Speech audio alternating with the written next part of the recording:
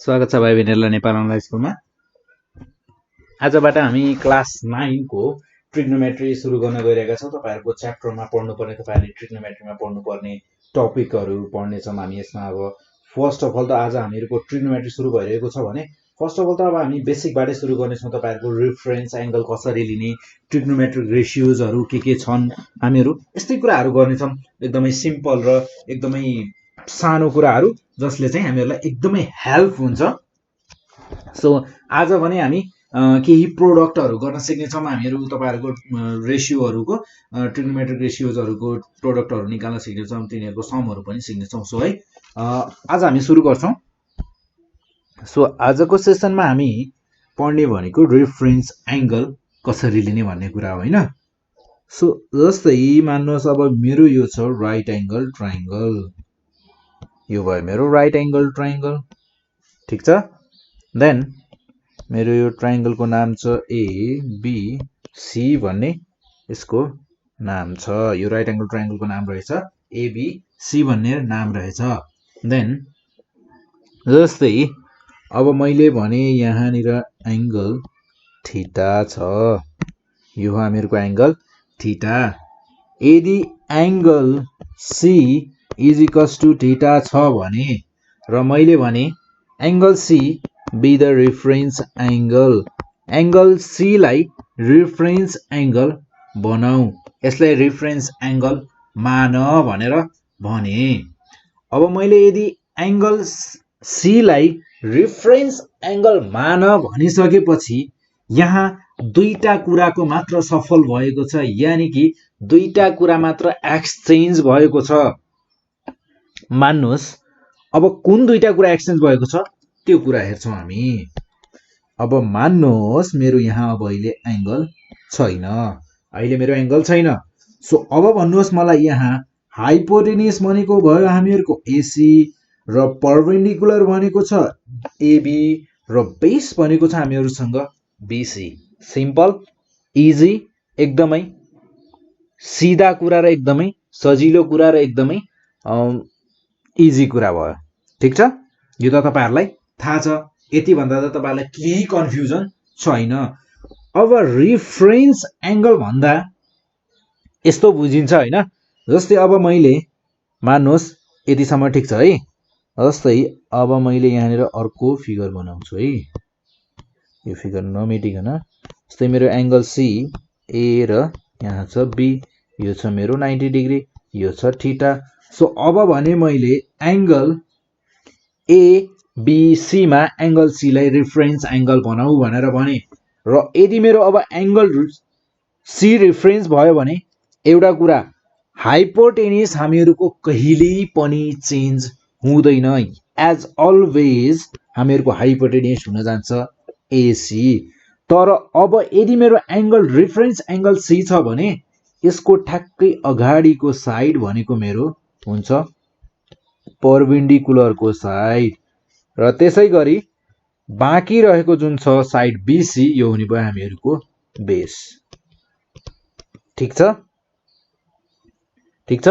Then अब भने मैले फेरि भने ठीक छ एंगल C रेफरेन्स लिँदा त यस्तो भयो, ठीक छ।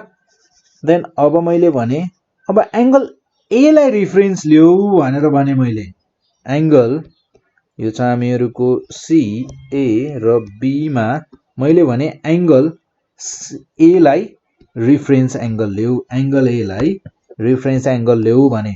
सो अब हामीहरुको यो त हाइपोटेन्युस छ, ठीक छ। हामीहरुको परपेन्डिकुलर भनेको हुने भयो हामीहरुको BC र बेस भनेको हामीहरुको हुने भयो AB। जस्ट यति नै हो कुरा बुझ्नुपर्ने रेफरेन्स एंगल को केसमा। जुन रेफरेन्स एंगल भनेर एउटा टपिक नै राखिएको छ, यसमा खासै बुझ्नुपर्ने कुरा छैन, यति नै हो। र अब अर्को कुरा भनेको हामीहरुको ट्रायंगलमा राइट एंगल ट्रायंगलमा के हुन्छ भने राइट एंगल ट्रायंगलमा हामीहरुको हाइपोटेन्युस भनेको लंगेस्ट साइड हुन्छ अलवेज अलवेज। यदि तपाईहरुले तपाईहरुको ट्रायंगललाई सल्भ गर्नुभयो, हाइपोटेन्युस परपेन्डिकुलर बेस को लेन्थहरु निकाल्नु भयो भने अनि लास्टमा फाइनली आएर यसो चेक गर्दा के गर्ने थाहा छ, यदि तपाईहरुको हाइपोटेन्युस केही गरेर पनि बेस र पर्पेन्डिकुलर भन्दा थोरै पनि सानो छ या सानो मात्र सानो भने मैले सानो छ, तपाईहरुको आन्सर रङ छ। तपाईहरुले कहीं न कहीं मिस्टेक गर्नुभएको छ। यदि तपाईहरुको हाइपोटेन्युस सबैभन्दा ठुलो छ, बेस र पर्पेन्डिकुलर भन्दा ठुलो छ, तपाईहरुको आन्सर राइट छ। यति कुरा बुझ्न सक्नुहुन्छ। र अब जाउँ हामी ट्रिग्नोमेट्रिक रेशियोज तिर। अब हामीहरुसँग छन् ट्रिग्नोमेट्रिक रेशियोज कतिवटा छन् त? 6 वटा छन् र ट्रिग्नोमेट्रिक रेशियोज छन् हामीहरुका के हुन् त ट्रिग्नोमेट्रिक रेशियोजहरु? यहीँनिर लेख्छु है। अब हामीहरुको ट्रिग्नोमेट्रिक रेशियोज छन् सबैभन्दा पहिले ल एंगल सी लाई नै रेफरेन्स मानेर लेखौं है। So sin theta is equals to हुन्छ हामीहरुको p/h परपेन्डिकुलर बाइ हाइपोटेन्युस र त्यसैगरी हामीहरुको cos थीटा भनेको b/h बेस बाइ हाइपोटेन्युस र त्यसैगरी हामीहरुसँग छ अर्को tan थीटा र tan थीटा भनेको हुन्छ हामीहरुको परपेन्डिकुलर बाइ बेस र त्यसैगरी छ हामीहरुको cosec थीटा र cosec थीटा भनेको हुन्छ हामीहरुको ठ्याक्कै sin थीटा को अपोजिट ठ्याक्कै उल्टो यानी कि p/h भनेको हामीहरुको sin थीटा भयो। देन हामीहरुको cosec थीटा भनेको h/p हुन्छ र त्यसैगरी हामीहरुको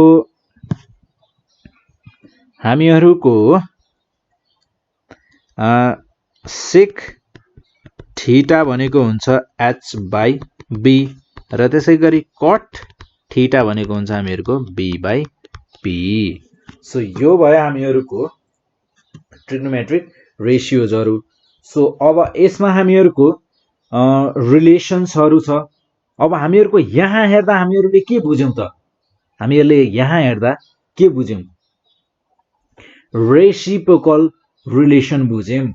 जस्तै रेसिप्रोकल रिलेसन भनेको कस्तो रिलेसन भने अब हामीहरुको यहाँ यसको काम छैन, थोरै माथि जाँदा पनि हुन्छ। रेसिप्रोकल रिलेसन भनेको कस्तो रिलेसन भने जस्तै मैले यहाँ 2 छ भने मेरो 2 को रेसिप्रोकल नम्बर भनेको कति हुन सक्छ? 1/2। यो दुईटालाई मल्टिप्लाई गर्दा हामीहरुको 1 आउँछ। बुझ्नलाई भन्दै छु है म।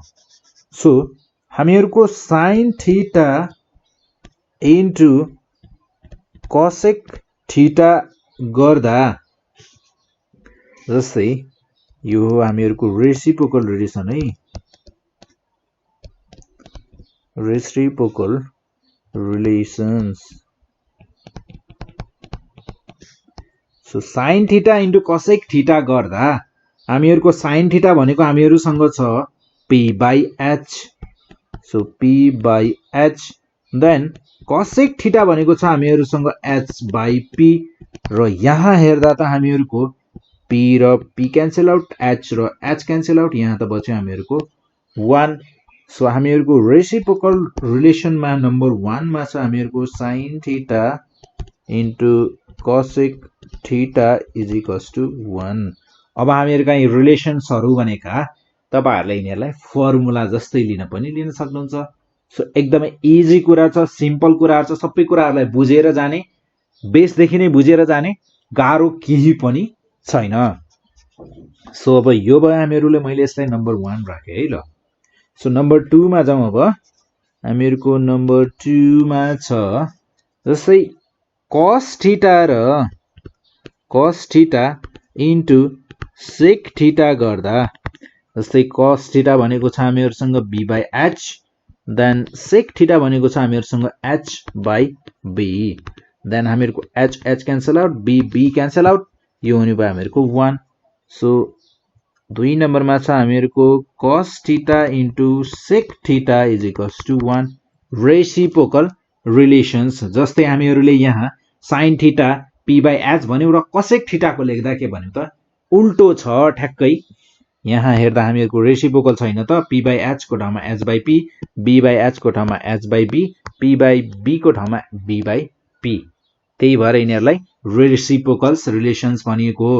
sin थीटा र cosec थीटा को मल्टिप्लाई गर्दा क्यान्सल आउट भएर 1 आउँछ यिनीहरुको प्रोडक्ट भनेको 1 छ सो त्यसैगरी लास्ट यानी कि थर्ड रिलेसन छ हामीहरुको रेसिप्रोकल रिलेसन्समा छ हामीहरुको tan theta dot cot theta गर्दा आउँछ हामीहरुको p by b into b by p यो आउने भयो हामीहरुको 1 ठीक छ यो भयो 2 नम्बरको र त्यसैगरी 3 नम्बरमा आयो हामीहरुको tan theta into cot theta is equals to 1 ठीक छ यहाँसम्म र त्यसैगरी अब जाउँ हामी क्वोटिएन्ट रिलेसन्समा यसलाई भन्छ हामीहरुको क्वोटिएन्ट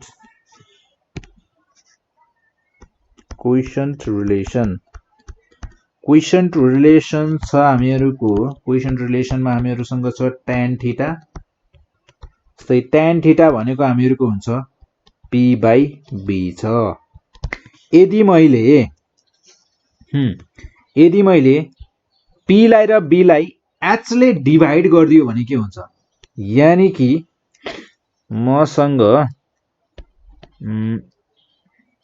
p by h then b by h गर्दा यो के हुन जान्छ p by h भनेको मेरो sin theta b by h भनेको cos थीटा सो अब यो कसरी गर्न पाइयो है यो गर्न पाइन्छ कि पाइदैन हेरौं अब p by h upon b by h ठीक छ सो यहाँ गर्न पाउँछौं हामी p by h into h by b h cancel out ठीक छ मैले यति नै गरेको हो यसमा केही गरेको छैन लास्टमा हाम्रो बाँकी रहने भनेको p by b यसको मतलब हामीहरुले यो गर्न पाउँछौं यो लेख्न पाउँछौं p by b नै त छ यहाँ केही चेन्ज छ त छैन हामीले केही पनि चेन्ज गरेका छैनौं सो यो कुरा कस्तो भयो भने हामीहरुको जस्तै मैले 4 इज इक्वल्स टु 4 हुन्छ सो अब मैले यदि लेफ्ट साइडमा मैले यहाँ गरे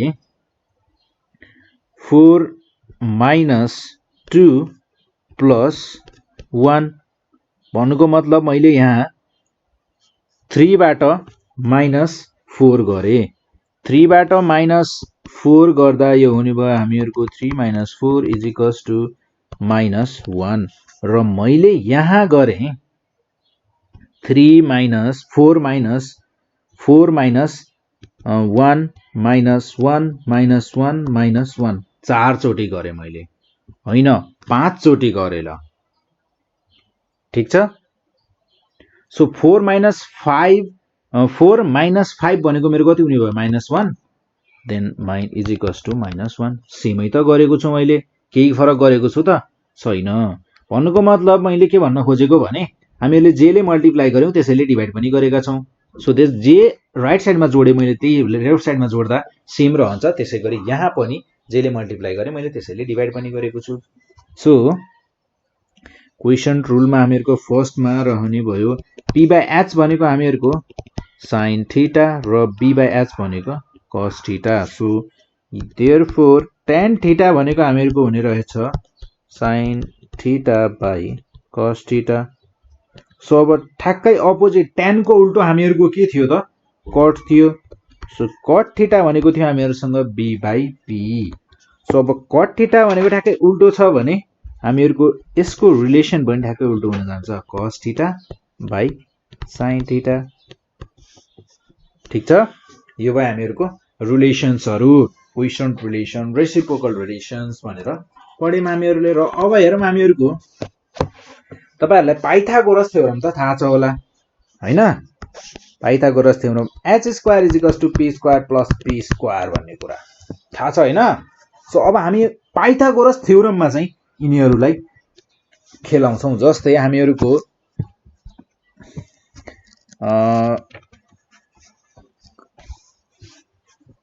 sin theta sin square theta plus cos square theta is equals to हामीहरुको के हुन्छ त्यो हेर्छौं जस्तै हामीहरुले यहाँ पाइथागोरस थ्योरम लगाउँछौं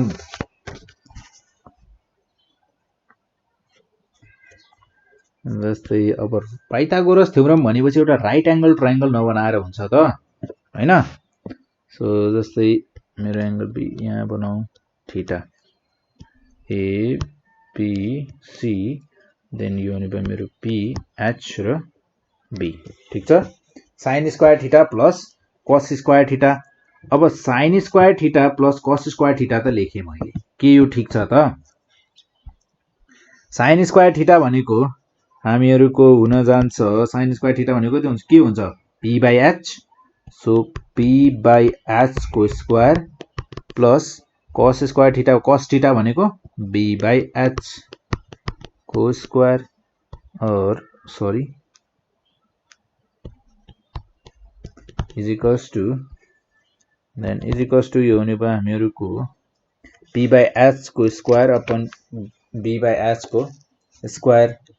देन हामीहरूको p square upon h square is plus b square upon h square. अब जसमा हामीहरूको पाइथागोरस थ्योरम हामीले यहाँ युज गर्छौं है। जस्तै अब मेरो यहाँ एलसीएम लिँदा एलसीएम हुने भयो हामीहरूको h स्क्वायर। सो न्युमरेटरमा बच्यो मेरो p square plus b square. So p square plus b square भनेको त मेरो h स्क्वायर हुने रहेछ। यहाँ छ पाइथागोरस थ्योरम, ठीक छ। So p square plus b square भनेको h square upon h square. So cancel out गर्दा यो हुने भयो हामीहरूको 1। So sine square theta plus cos square theta भनेको हामीहरूको is equals to 1। Just proof तपाईहरुलाई यो कसरी आएको हो भन्ने कुरा। र त्यसै गरी हामीहरूको यहाँ हुन्छ अर्को रिलेसन, हामीले जसरी sine square theta plus cos square theta is equals to 1 proof गर्यौं, त्यसै गरी हामीहरूले प्रुफ गर्न सक्छौं sec square theta minus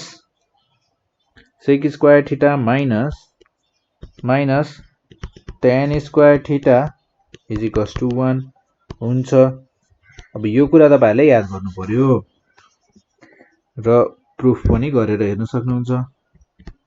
so cosec square theta minus cot square theta is equals to 1 हुन्छ। देन यिनीहरुलाई पनि गर्ने प्रोसेस के हो त सेम हो। यिनीहरुलाई सेम प्रोसेसबाट हामीले प्रुफ गर्न सक्छौं। सो अब त्यसो हो भने आज हामीहरूले प्रोडक्ट पनि गर्छौं भनेका थियौं। यो दुईटा हामीहरूको सिम्पल दुईटा रेशियोहरुको प्रोडक्टहरु के हुन्छ त्यसको लागि थोरै हामीहरूले गर्छौं भनेर भनेका थियौं। सो अब ट्रिग्नोमेट्रीमा पनि तपाईहरुको हुन्छ सिम्प्लिफाई गर्ने हुन्छ। जस्तै सिम्पल अल्जेब्रामा हुन्थ्यो नि, त्यहाँ पनि हुन्थ्यो हामीहरूको सिम्प्लिफिकेसन गर्ने नि फ्याक्टराइज गर्ने। यहाँ पनि हुन्छ हामीहरूको फ्याक्टराइज गर्ने तरिका।